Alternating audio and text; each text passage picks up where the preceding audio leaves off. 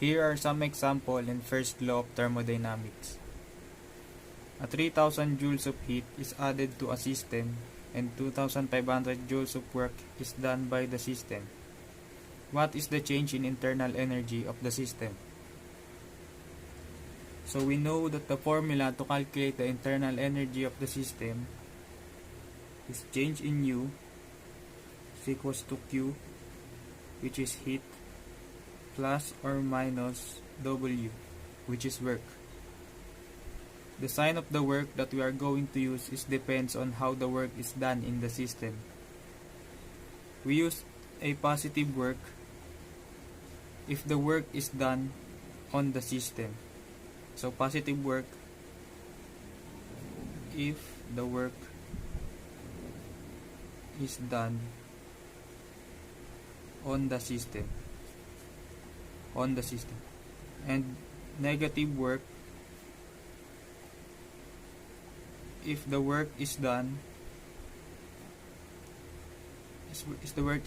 by the system. So in this case, the work is done by the system.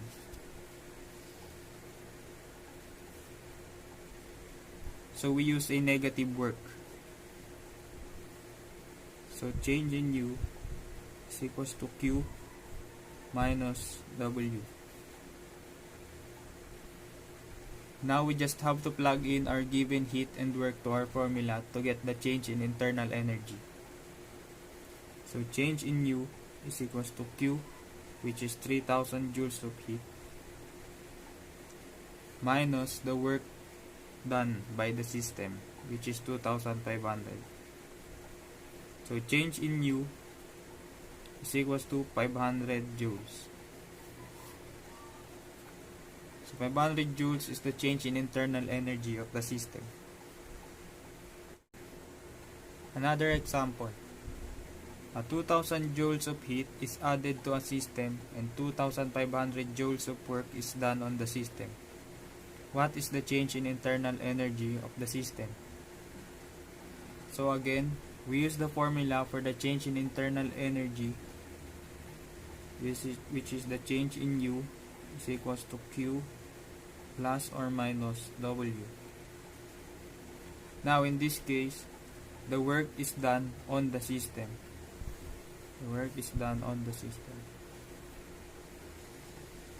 Meaning, we use a positive work on the system.